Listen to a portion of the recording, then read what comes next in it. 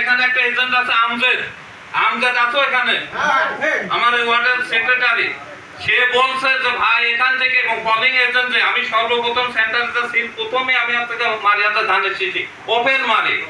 ওই calling agent যারা ছিল বিধায়ক বলে যে কি ব্যাপার বাংলাদেশের ভিতরে এইরকম, এবং আমি যতবেলা ভোট ছিল মানে 400 বই ছিল, এই 400 ভোটের সুষ্ঠু বলে আমি ভোট নিয়েছিলাম এবং আমি 400-র মধ্যে মানে 300 ভোট আমি নিয়েছিলাম, আর বাদ বাকি কোনো বই নেই। তখন আমি মেয়েদের কাছে ফোন দিলাম যে ভাই এখানে কোনো বই নেই। বিজয় সিং অফিসার শোনা বলেছে ভাই আপনি যা দেখালেন বাংলাদেশের ভিতর কোনো এরকম কেউ দেখানোর ক্ষমতা রাখে না। এখন যেহেতু বই নেই আপনি যদি আমাকে সার্চ করেন এই করেন তাহলে আমি টিউনার বলবো আপনি অ্যাড্রেস দেন, আমি মেয়েদের আলাপ করি, আমি সেন্টারে থেকে আমি তখন যেহেতু বই নেই আমরা সেন্টার থেকে কি করবো ওই 400-র ভিতরে আমি তো জানতে 300 পালাম, আর বাদ বাকি তো রাত্রি কভার করে নিয়েছে। আমরা সেই নেতা। যাই হোক আপনারা এখন আসেন, নেতৃত্ব দেন, ওই তো পিছনের কাতারে বসে দেবেন, এত সামনে বসার চেষ্টা করবেন না।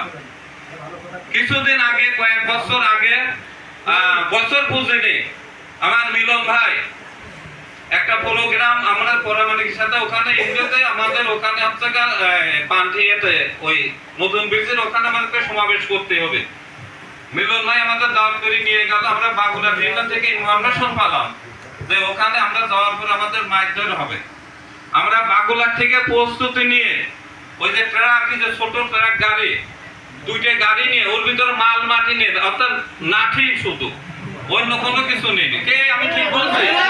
লাঠি করে নিয়ে আমরা মুভ করলাম, আর মোটরসাইকেল 100-150 মুভ করার পরে এখন দেখি যে যারা আমাদের দাওয়াত করে নিয়ে গেছে, যারা আমাদের সেন্টার দিচ্ছে যদুপাড়া ইউনিয়নে, আমরা গেছি যদুপাড়া ইউনিয়নে পান্টি দিয়ে এদের আমরা দাওয়াতে গেছি। এখন যাওয়ার পরে দেখি যে ওখানে এরা সব কলার মাঠে পলাইছে, কেউ নেই। তাহলে এরা আমরা যে বিপদে পড়বো, এরা আমাদের কিন্তু ফোন দিয়ে বলতে পারতো।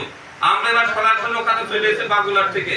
যাওয়ার পরে এরা সামনে নাচি ঠেঙা অস্ত্র নিয়ে আমাদের সামনে হাতে, এই তখন আমি কি আওয়াজ দিয়েছিলাম, এই ধর